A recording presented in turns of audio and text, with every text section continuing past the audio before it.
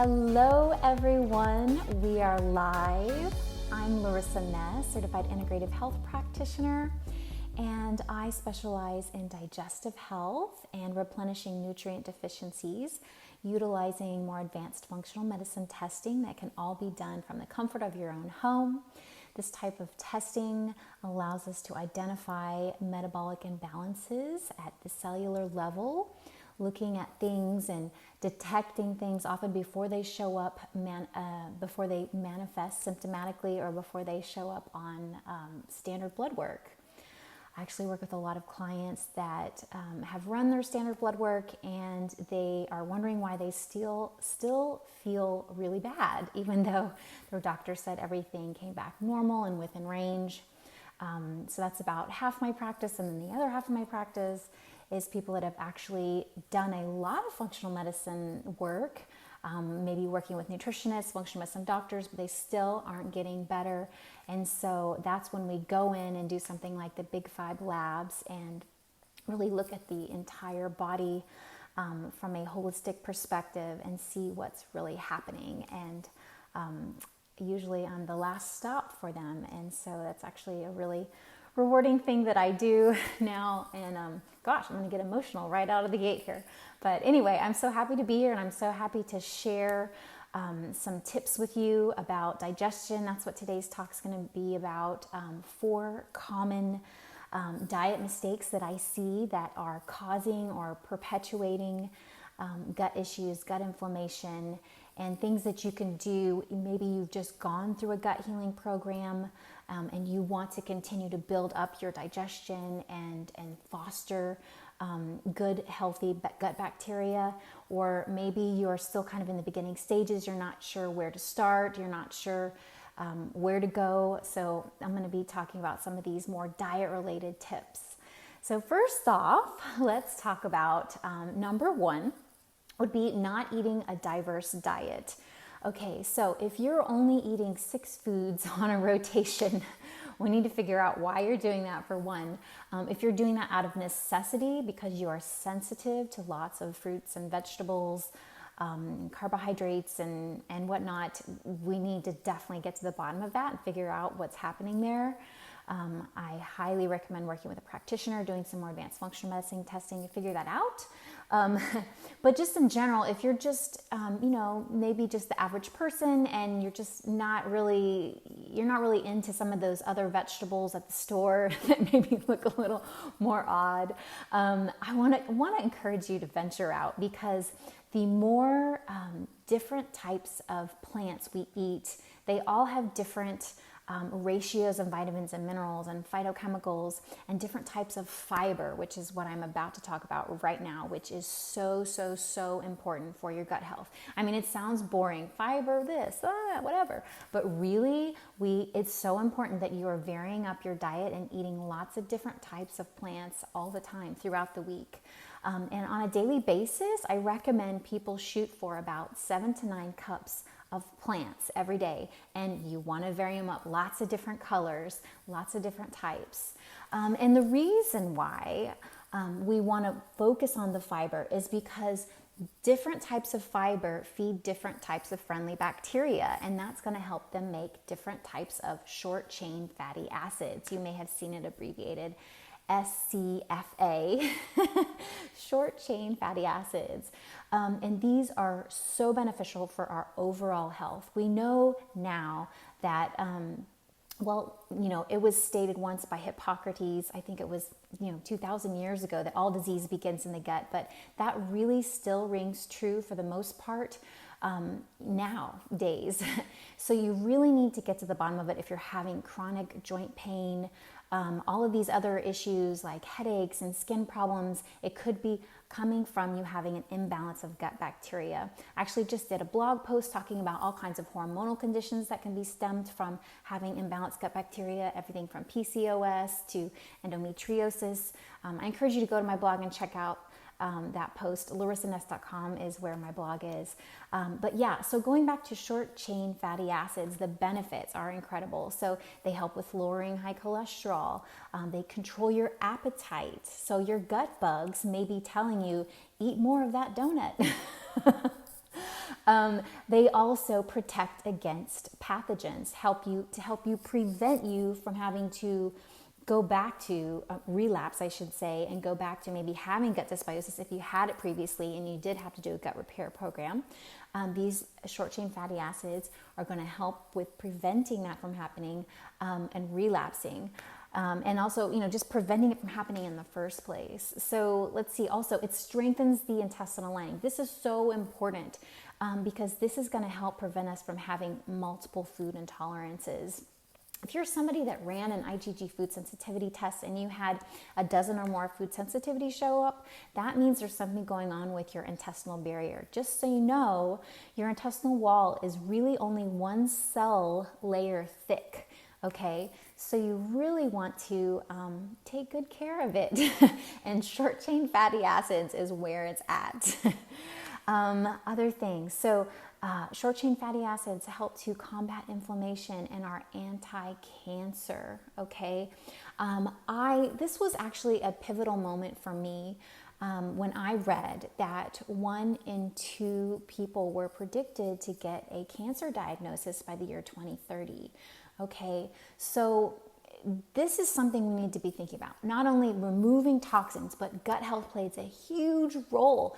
There's breast cancer even has been associated with having gut dysbiosis. So it's really, really important if you are having any overt signs of digestive issues, like gas, acid reflux, bloating, burping, constipation, all those things, you usually people say, okay, there's something going on with my digestion, right?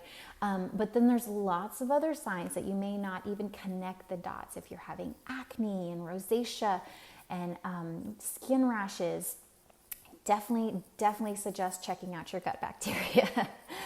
So going back to short chain fatty acids, right? Short chain fatty acids, if you're just joining, are created by our good gut bacteria. When we feed them fiber, they create short chain fatty acids, and they help combat systemic inflammation, and they're anti-cancer. They help regulate our immune system. If you're getting sick frequently, this is something to think about. Have you looked into your gut bacteria? They actually nourish other beneficial bacteria too. So acetate, for example, which is produced by bifidobacteria, actually nourishes butyrate producing microbes. So just something to think about. They're in a little community. They help each other out.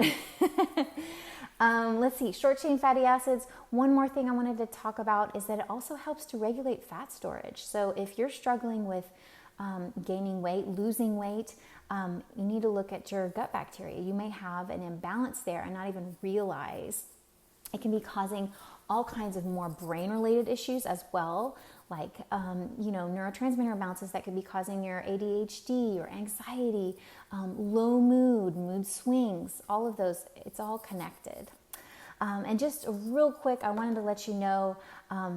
Actually, I'm gonna give you a little piece of insider information that I'm gonna send out a newsletter on May 1st, and only my newsletter people usually get to know about this. But since you're watching this video, I'm gonna let you know we're having a huge sale on digestive gut health testing that's going to be happening on May 1st. So I would check that out. If you want to sign up for my newsletter, you'll get all the details. I also, for one thing, I don't spam you. I only send one newsletter a month, and it has lots of educational material in there. And then it lets you know about sales that I have going on in my practice for these at-home lab tests that you can do without ever having to leave your home, and you get consultations with them. It's included in the price. Unless you decide to join my private virtual functional medicine practice.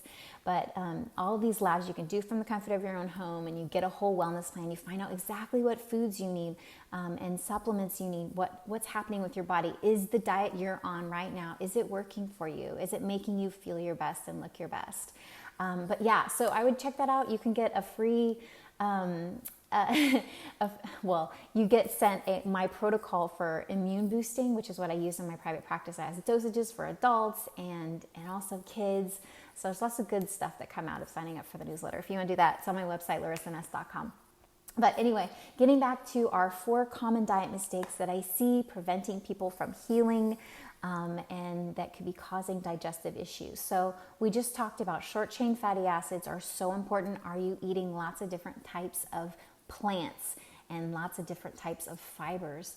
And I wanted to let you know, one more thing about short chain fatty acids.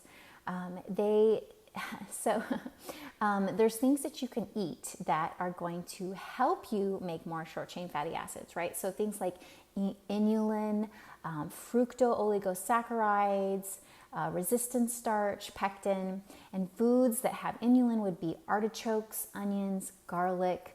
Fructooligosaccharides would be bananas, asparagus, onions, garlic. And just real quick side note, if you get bloating and gas and have issues eating apples, onions, and garlic, some of these fibers, this is a sign that you have small intestinal bacterial overgrowth, some type of imbalance in your gut.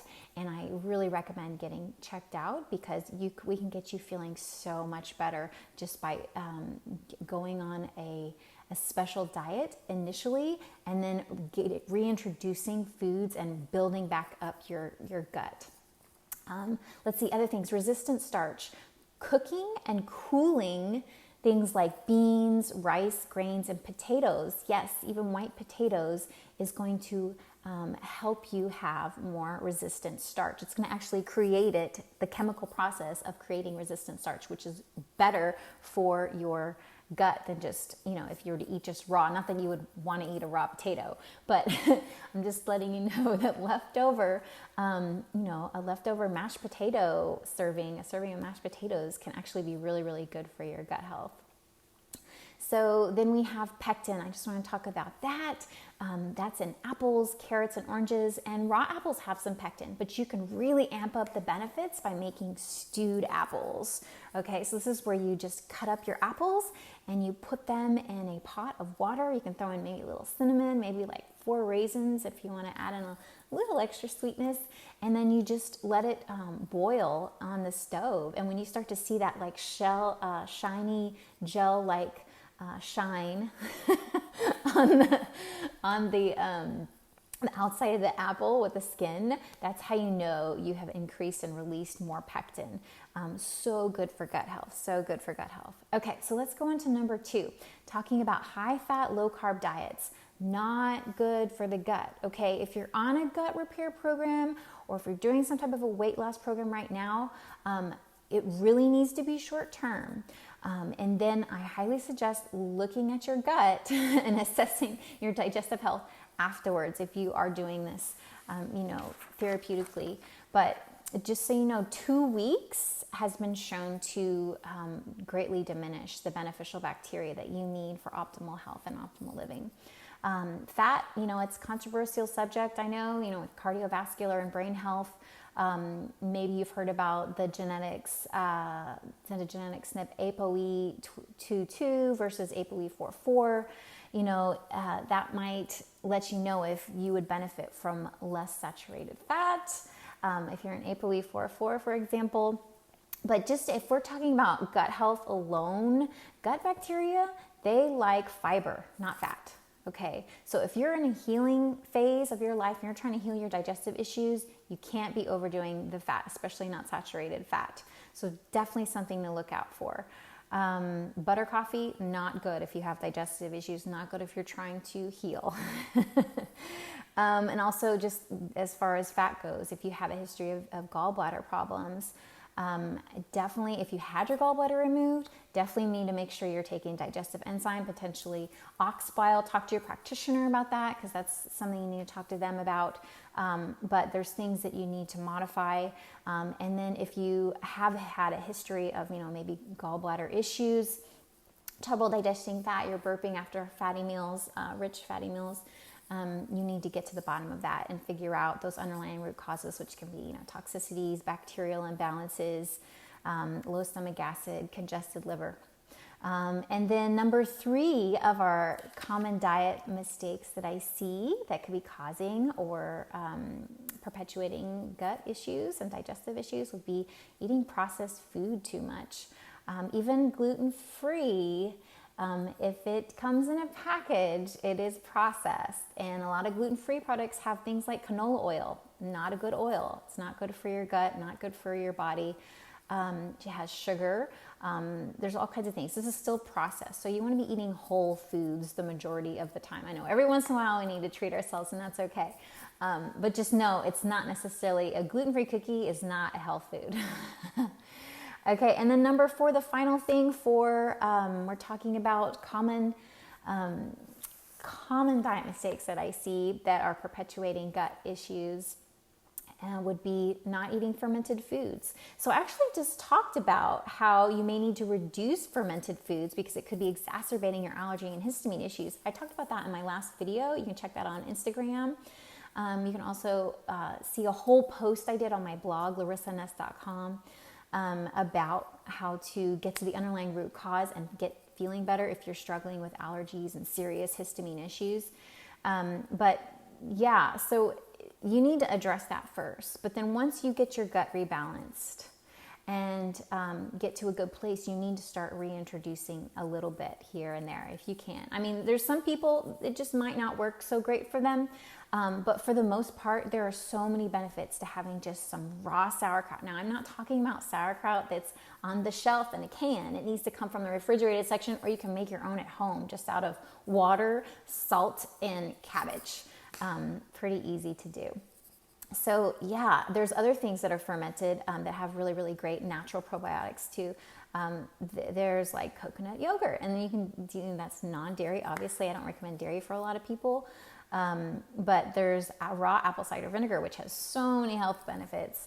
You can just look that up anywhere. There are so many health benefits to raw apple cider vinegar, from blood sugar balancing and helping with appetite, but also good for gut bacteria. So yeah, if you have any questions, feel free to DM me. If you're interested in doing some more advanced functional medicine testing from the comfort of your own home, I really encourage it. It's really how I was able to optimize my health and how I've helped a lot of my own family members prior to becoming an integrative health practitioner. That was part of my motivation. And now that I'm doing it professionally, it is literally the most rewarding thing ever when I'm able to help people get healthy enough they don't need their medication anymore. People that were told, I've helped people that were told that there really wasn't anything that they could do about their current symptoms and conditions. So I really, really encourage you to go to my website, larissanness.com, and see if there's some type of testing that you would like to get your feet wet with. I really recommend, for people that have never done anything like that, is to check out my the complete minerals and metals test, because it just requires a little sample of hair, and we can get a really nice overview of all of your minerals. We can see if you're getting enough zinc, copper, magnesium, calcium, chromium, all these things from your diet. We can see if you have, maybe you've had too much tuna, and we're seeing it, your mercury levels being a little too high, and we need to take care of that and remove that. Maybe that's causing your anxiety and your ADHD and your depression. So there's so many amazing things that can be detected with advanced functional medicine testing, and the great thing is you can do it from home, and you can talk to your practitioner over Zoom or however they do their telehealth consultations. So larissanness.com. Thank you so much for joining me, guys.